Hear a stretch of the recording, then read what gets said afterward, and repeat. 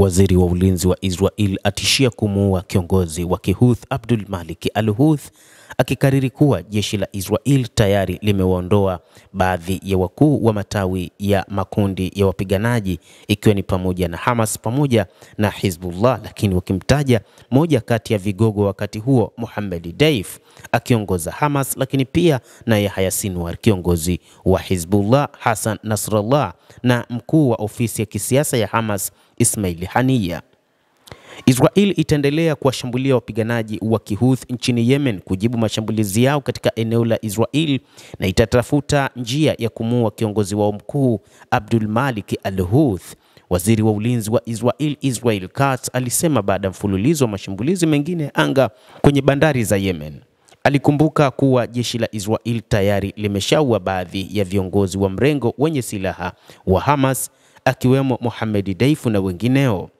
Hata hivyo, kando na hayo, kituo cha redio cha Kan kimeripoti Mei 13 kwamba moja ya mashambulizi ya hivi karibuni ya Israel katika ukanda wa Gaza yalimlenga kaka yake Yahya Sinwar na kamanda mkuu wa kijeshi wa Hamas Mohammed Sinwar. Hata hivyo, inadaiwa kifo chake bado hakijathibitishwa, lakini Katz alimtaja miongoni mwa walioondolewa na jeshi la ulinzi la Israel IDF. Kama tulivyosema, ikiwa Wahuthi wataendelea kurusha makombora juu ya anga ya Israel, watapata maumivu na mapigo mazito, na pia tutapiga vichwa vya vitisho kama tulivyofanya kwa Deif na Sinwar huko Gaza, kwa Nasrallah huko Beirut na Haniya huko Tehran, aliandika katika ukurasa wake wa X. Tunamwinda na tutamuondoa Abdul Malik al-Huth huko Yemen pia.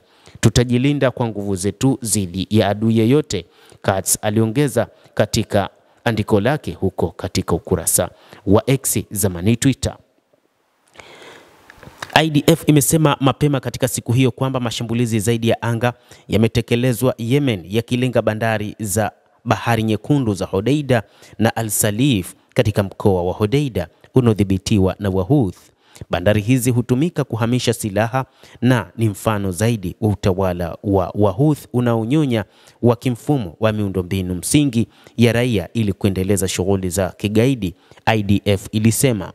Hata hivyo, IDF imesema mpango wake wa sasa ni kuweza kufanya mashambulizi mazito kuhakikisha kundi hili la wapiganaji wa Kihuth. Hata hivyo, moja kati ya mambo ambayo yalionekana kama vile yanawakatisha tamaa ni kauli iliyotolewa na rais wa Marekani Bwana Donald Trump akisema kwamba moja kati ya makundi magumu ni pamoja na kundi hili la Wahuth ambalo yeye binafsi aliingia nalo mkataba wa kuachana kupigana na kuhakikisha meli zake zinapita katika eneo hilo la Bahari Nyekundu. Israel imesema kwamba wao wataendeleza na watapambana kiasi kwamba watahakikisha wanaliondoa kabisa kundi hilo kama ambavyo wanapambana na kundi la Hamas katika ukanda wa Gaza.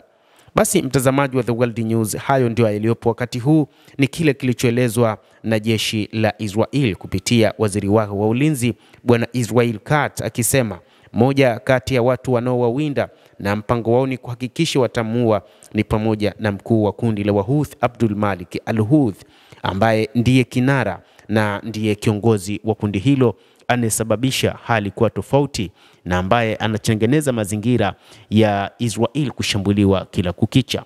Endelea kuwa nasi na usisahau kulike, kucomment na kusubscribe channel hii. Naitwa Adam Hussein.